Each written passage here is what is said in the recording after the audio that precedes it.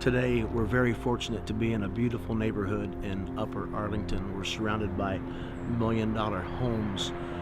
We're in a row house here on the end of a row, and this home belonged to an executive that rented this home out to other executives when he was out of town for long periods of time. In this home, there's been some spectacular things that have been gathered to make the other executives feel welcome, to make them feel good in this smaller home amongst the million-dollar homes. We have some paintings here that are kind of the highlight of the auction, along with some beautiful furniture. But this is Gwen and Bethany of Auction Addicts. I hope you enjoy this. We've brought some paintings outside to examine them closely, and it's a real treat, a real privilege to do so. The picture starting right here of the gentleman, if you can look at his steely blue eyes, the difficulty that a painter has in making good eye contact, it's appreciated when you see it done so well. This painting is probably 1860s, 1870s, Civil War era man. I'd say this man's probably in his mid-30s. He's not an old man. He's got a beautiful head of hair. And then his mother, the best we can tell, his mother, look at the time and the patience the artist has put into her skin tones of a woman this age. The lighting is accented just perfectly. I admire this painting so well. The paintings all will show some wear. This happens through seasons of cold and seasons of heat. The thermostat, the humidity of a room will simply dry this paint up, and it will simply fall off with the slightest touch, or even sometimes just the passing of air over the painting. This painting is touching, very touching. It's a beautiful child. When this painting was made, I'm going to estimate this to be 1870s. The survival rate of children was maybe 1 out of 3, if not 1 out of 2. And I believe this to be a posthumous painting of this child, which is sad, but the painter meant it to be sad. The painter didn't, paint over the fact that this child was a victim of one of the plagues, perhaps, or one of the diseases that were rampant at the time. Beautiful painting on board, artist board. If you'll hold that, Gwen. Then one of my favorite paintings, and I'm proud to share with you, is the hunt scene. The artist has titled this "On the Alert," signed by E.H. Townsend, 1897.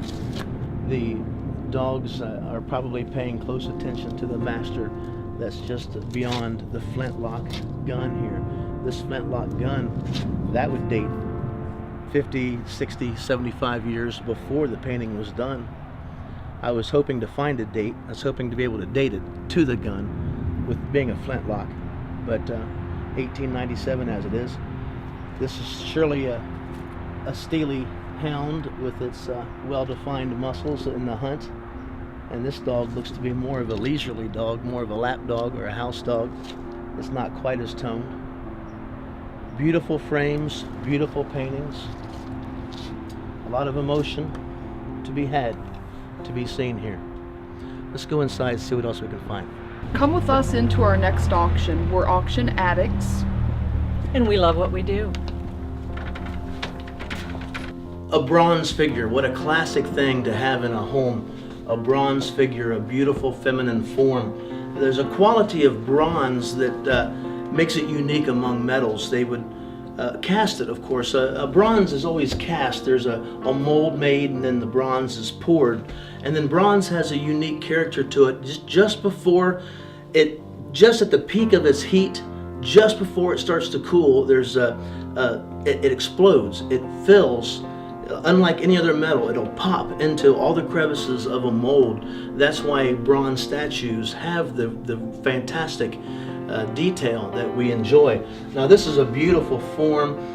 You probably wouldn't know it unless I told you, but there's something in her hand that is missing. It was a ewer that she was pouring upside down. But even without it, the elegance of her bent arm and her bent hand, it just works so well that you don't really notice something is missing unless you get this close to it. Now, this isn't solid bronze. Most bronzes that we call bronze are a bronze wash over white metal, and that's what we have here. I'd like to bring your attention to this pedestal. This is a fabulous Italian marble pedestal in one piece. This must have been turned on a lathe and cut with stone tools, and it's very heavy. The bronze is not that heavy, but the marble is fabulous, and together they make a perfect pairing. Gwen, what do you think about this sofa? I love the sofa. Sofa and love seat, yeah.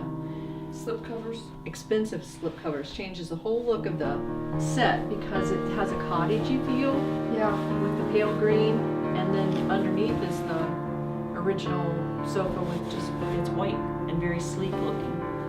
So you could actually get another slip cover to add you to this could. one. Yeah. Just with the neutral tones, just change the pillows and change the complete room. Or even have the white and just use the green pillows. You could do all kinds of things. And they're all loose back, so that and all this, nothing's attached. So very nice outfit. Came from Asheboro, North Carolina. Cool. Distinctive. Another little gem that we found inside here is this double camelback settee love seat. It is in beautiful plaid. I've never really been a plaid person myself, but this totally jumped out at me. It's got nice colors. It's a satiny material. It's got a down cushion. It's trimmed with these beautiful rosettes. It's just a really neat little settee. This is a really cool lamp stand that we found here in this home. It's really a mixture of styles that's so unique. I've never seen anything like it. It is oak, stick and ball. What's unusual is this round shelf here in the middle with a design in it, and all the bric-a-brac here, just variation in style, of all in talon feet. And I really love this piece. The barley vine twist legs. You'll like it. I did. Etched glass on the bottom. They're marked sterling. They're from Newport. I think Gorham is out of Newport. That company, Newport Sterling. Okay. And they are weighted. And they're called Quaker Hurricane salt and pepper shakers. They're really cool. And I found them on eBay that they had sold like $7 to $25 for a set. And wide range, but somebody's going to be a lucky person to get those. I'd like to have them on my table. Oh, me too. We sell, not buy. Okay. And these plates, they're Avon plates. Are you thinking they're more black, or do they pick up some amethyst? I wonder if it's because the white of the background has a blue cast to it that makes the black paint show kind of purplish. I don't know. What do you got, guys? I found something some neat. cool plates. These plates are awesome. We're trying to determine the color. Yeah, well, you know, black is such a hard color to define exactly. You know, intense black, we can do it with our modern inks and our modern paints, but by the time you fired anything black, it sort of turned toward amethyst. But these are beautiful plates, beautiful early plates, and of course the Avon. That's not the ding dong Avon lady. That's Avon. You know, Avon-on-Trent, England. These are very early. These predate the Civil War. It's amazing that these have survived that long. And of course And they're they all heavy. match. And you Yeah, probably sell very them all heavy. together, won't you? You sell them all They together fasten as on the yeah. wall. They've all got the plates, the plate hanger. A lot of times there'll be chips or cracks there, but these are 1850s, so they're not going to be perfect. But they're very nice for 1850, just to have even survived. You guys got some neat stuff here. These, of course, the Art Deco. You see the Art Deco influence on the salt and pepper shakers. Sometimes these were given away when they bought their appliances, when they bought a washer and dryer. They were given away. And the strong shoulder bowl, man, every household, the lady of the house had her favorite bowl. And she'd use it over and over. How would you mix cookies in that? How would you hold that if you were holding that? On a table? Well, I wouldn't know. I remember my mom I and would. grandma I'm the cookie baker. Yes. hooking that like that, and that kind of that lip. Would Yeah, kinda, and hang on to it, Oh, walking okay. around. yeah, Yeah. that's how I remember. Great. Yeah, my grandma lived with me. Saying, Kevin, put that down. This is a beautiful What'd you item. find? This is a bed warmer. It's not a banjo? A bed warmer in copper. It's all handmade, hand tooled. Grandma's feather bed. They would put ashes or coals in that, and then they would run this over the bed between the blankets and the bed, so as to make a warm spot. And, the houses were so cold. And again, this is Civil War era, or before even. But something you'd find in Williamsburg, in the museums in Williamsburg, all the bedrooms had one of these. And this was always a point when we toured Williamsburg. The docent would take us in and make a big deal of the warming tool for the bedroom. I want to ask you guys while we're here on camera, how do you get jobs? How do you, if somebody wants you to write their auction, how do they find you? It's auctionaddicts.com. So they look that up, and then they can go straight from our site to your site, see some of the things we have upcoming or currently on for auction. Well, what are the credentials that make you able to write an auction for somebody? What are some points that you would tout that would benefit a seller? Well, I never thought of it as an asset, but I grew up with antiques. My parents, every vacation was spent going through Maine or other states and antiquing, and I thought it was awful. But somehow that stuff sinks into your head, and now it gets to come out. So, and Bethany was born and raised in the furniture business. Yeah, Her father. my dad owned a furniture store, and he years ago did the try it, you'll like it approach, and he would take furniture out and let it set in people's homes, and he would take the antiques on trade, because at that point the antiques didn't have a lot of value, so he would refinish them and put them in our home. And my mother was an antiquer, and like when I hated the smell inside of the antique stores, the must, but now today I like it. It's We're familiar. frequenting Yeah, them. yeah. So I think we just kind of grew up around it nonchalantly, and it just becomes a part of who you are. You're absolutely right. That's said so eloquently. It's so much more important to have grown up with it, to have been around it, than to simply take a class and 3 states away and become a certified appraiser or a certified antique dealer. It's so much more to have lived it. Hands-on And- instead of book. and Are you has read saying it. we're old? well, no, we call it patina. Patina. But all of my memories come from, there was no antiques in my house. There were no antiques. My parents didn't value antiques, but they appreciated going to see them in museums.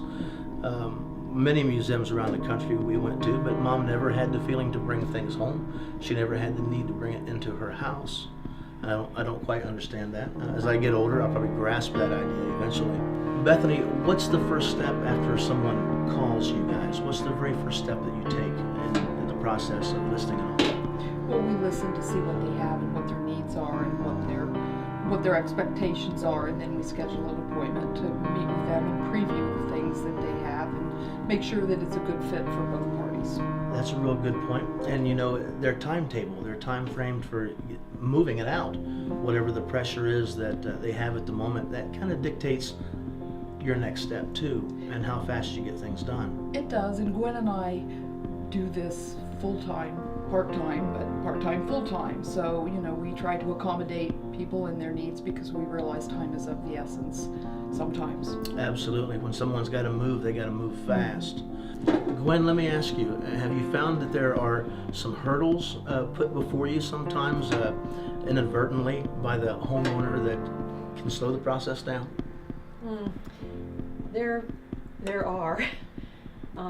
So we try to talk about those things prior. As we run across them, we talk about them with the next homeowner and say, really, we want to come in after everyone has taken out what they need from the property. So what is there is what we're going to sell at the auction. And then once we set up and have everything pictured and photographed and described, cataloged, don't touch it. Because it's in lots, then we will know where to go to get it when it's time for pickup. It makes the process a lot easier, but when the seller comes in and dibble-dabbles around and things, it can get kind of hairy. That's the biggest obstacle. After we Because launched, it's their stuff. after we launched the catalog to take something off the catalog, to take it away from the public, is just the Right. last thing Right. that we want to happen, is to advertise it and then have to remove it because an out-of-state relative all of a sudden didn't know how pretty it was until we highlighted it on the internet. But Gosh, we sold it to them again, didn't we? We appreciate getting to work with the sellers, and I mean, this is their home and their belongings. It's a difficult thing for them to do, to let go of these things. So and a lot of times it's a bad situation, where someone has died or Well, I think we're something. sensitive to that because Yes. you lost both of your parents and had to go in And it some was a people can 3-day be auction. very callous, and Yeah. some auction writers. We try to be sensitive. Sure. And we feel like Steve Hilton. I said, Steve, I feel like I know your mom. She was a very organized woman. All of the instructions were in each box, each item. You was really put do. back in it. you its learn a lot box. about Yeah, a family, you a do. person, Yeah. by going through their Yeah. things Yeah, it makes and me how wonder they what they'll think about me. and how they yeah, things are different. We don't care for our things like these ladies did. To think how this got from England to United States of America in 1850, and Right. to think how much she must have prized Somebody really these. Yeah, treasured we're a that. microwave society. We cook it and throw That's it right. away. That's right. It's what. So that's why all this stuff is really cool, and Yeah. we have a passion for it. But it's there's a lot to learn too when you talk to the family. You get the history. You find out 2-3 generations ago if they were a blue-collar family, if they were an executive family, and then you can see that same theme carried through the years in their materials. I often think that we are modern-day archaeologists. We're not digging in the dirt, but we're digging through Things, yeah. the microwaves and the paper towels and the big bear bags and the twist ties and the butter tubs, and then we're finding the antiques, and then we're bringing those stories forth, and those stories, they need to be told. And that's why that's a big attraction It is. to this career of mine. Anyway, Well, and I think loving what you do makes it all the difference in the world. yeah. And you guys have known each other for a long time. You guys get along well? We grew up We grew together. up together. Did you Our really? Well, I parents- grew up a little sooner than she did, but Our parents were friends. yes. And here you are now, working together on these So beautiful items. So I call her Alice, and she calls me Wilma. Let's go explore the rest of the house. All right. Guys, this is a breakdown wardrobe designed for Victorian homes. Those winding stairways that Victorian homes had. And so it comes off in many pieces. The panels will come off, the top will come off, the sides will come off. There was no closets in the Victorian homes, so they had to have these big wardrobes. Certainly is a major feature to a bedroom ensemble. What do you have? What do you find here? Oh, I like this shadow box frame, and then I even love the hunt scene. Yeah, the hunt scene, man. The hunt scene and dogs. Women love them, men love them. It's just such a universal theme. Nice old deep frame. My goodness sakes, that's 125 years old. What'd you find here? It's a deer carved out of a solid piece of wood except for the antlers, and look at the grain and the. How about that? That is all hand carved, isn't it? It is. It's very beautiful. How about this? This is a beautiful gilded mirror, so deep, so intricate, and in fabulous condition. Everything in this house has been a very fortunate condition. There's no smoking, and there's no pets, and real proud to have this house. How long does it take you guys to shoot a sale? How long does it take to make a catalog? This one in particular was a 3-4 hour shoot. You were in the home 3 or 4 hours, Yes. Mhm. and once you're Then here, then the description part in front of the computer may likely be a similar number. and how long does an auction run? How long does an online auction take for the bidding? Usually 4-5 days up to 7 days is optimal. I found that a 5-day auction is 4 days of shopping and 1 day of bidding. Yeah. A 10-day auction Exactly. is 9 days of shopping and 1 day of bidding. The public, they like to bid on that very In the last last day. few minutes. That's what Absolutely we tell people. Don't get excited. Don't Because look. the last day and the last couple of hours is when all the excitement That's right. really happens. That's right, that's when it happens. And then an object like this, if the homeowner has questions of what it will sell for, do you try to give them answers? And at the same time, I'm going to make that question even longer and ask you where you start your prices at, and why do you start them there? We start at $1 so everybody can play, because it's fun to bid, it gets you excited, and it's that's just the best place to start. And then the market takes it where it needs to go.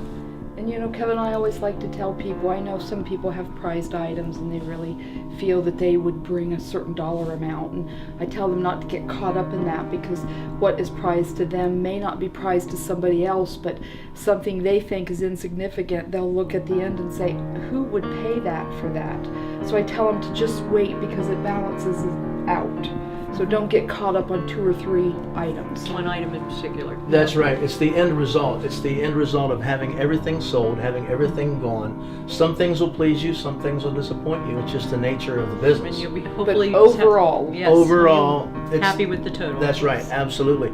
And you know, I wouldn't go shopping for a wooden deer, but the impulse of going through our catalog and seeing a wooden deer for $1, well, that changes everything. It sure I does. wasn't looking for a wooden deer, but for a couple bucks, I'll bid on it. Me too. And then across town, there'll be 20 other people having the same feeling, and then ownership comes with it, and then you defend the object, and you bid higher and higher, and all of a sudden I've got a $75 wooden deer that I wasn't in the market for, Yeah. but On the hearth. But I Yes. won It's it. on your Yes. heart. I yes. won it, and it You was my won. prize.